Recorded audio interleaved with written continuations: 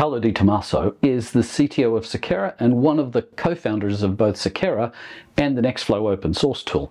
Because of this, he's one of the people in this community who's had a giant, outsized impact on the entire field of bioinformatics because he just made it easier to use technology to support scientists solving hard problems. We're fond of doing that too. Despite the fact that we all love doing nerdy things though, and playing with new gadgets, it's important to know when we need to get the technology out of the way so scientists, especially the ones looking for solutions to disease and death, can just get on with their primary mission and not have to worry about the technical debt and other kind of nonsense. With this aim, we've been working for ways to get ARM-based processors like our AWS Graviton into the blood flow of bioinformatics. That's because we've seen in other arenas what happens when you help people slice the cost of their compute practically in half.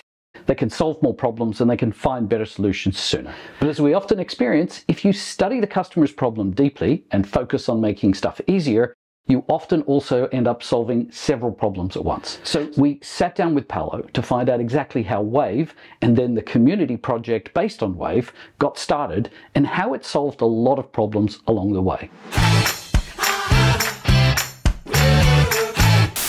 So when you first started doing this in 2013, did you think this is where you'd wind up? Oh, no, absolutely not. No, but it's quite surprising how it is evolved, how simply they could escalate such big thing.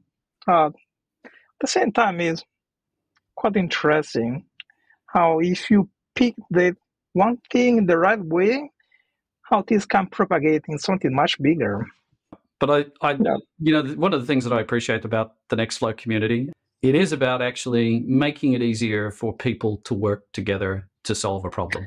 Yeah. But also, the power of open source and community effect.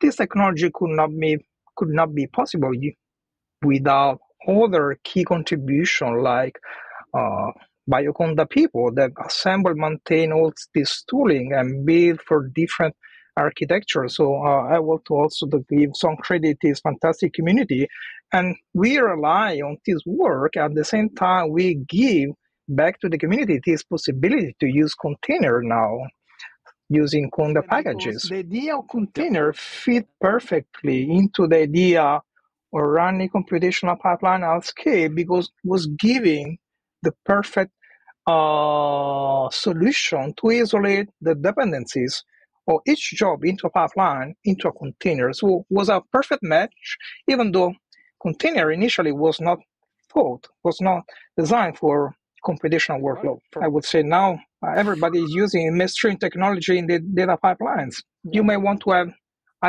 into a task, two different tools. So you need a container with exactly that two tools.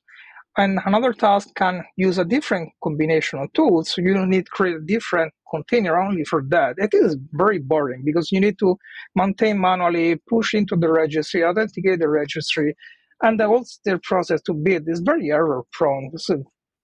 And so instead of streamlining the deployment pipeline, we ended up again with this mess of maintaining this container collection. And so the idea that we ended up is to have a service that could provision the container on demand while the pipeline is launched, is executed, because the pipeline can tell, okay, for this task, I need this container with these tools, and just give me the container that I need. Maybe that is even optimized for a specific CPU architecture. You and I started talking about this container, this most recent containerization announcement. Yeah. You know, we want to put cheap compute in people's hands more or less instantly so they can just do stuff as quickly as possible, get the compute out of the way so they can get back to their business of, like, frankly, curing disease and looking for solutions to big problems. And so you and I started talking a lot about this to try and work out how could we get ARM-based processors available to this community. But it wasn't easy, was it? We saw an increased demand to move workload from Intel to Graviton. But then what's the limiting factor? You need to rebuild all your container, your pipeline. It can be hundreds, thousands in some cases. What I admire about all of this is that a user can actually just make one little tiny change in a config file. Yep. and actually just change their computer architecture overnight, potentially. And I mean, from our point of view, we love that because that actually saves customers money. People running on our cloud know that they can actually get, about 40% off their bills if they use our ARM-based processor, the AWS Graviton. So it's kind of a no-brainer. For a single pipeline execution, but if you are a company or you are an institution running many pipelines, there is a lot of stuff that you need to migrate into the new architecture. Instead, using Nextflow, Seqera container and the service behind it is this wave provisioning technology for container. Essentially, Nextflow knows the CPU architecture where it's running. So this allows you to move one workload from Intel to Graviton in a super simple way because you have to do anything. And if you want to see how this works up close and personal, you can watch this other show with Phil Yules, the Senior Product Manager for Open Source at Seqera. He does a deep dive into most of the important features and gives you a look at how you can use it for on-prem or in the cloud or from a Nextflow CLI or from somewhere else entirely. Check it out. This is cool.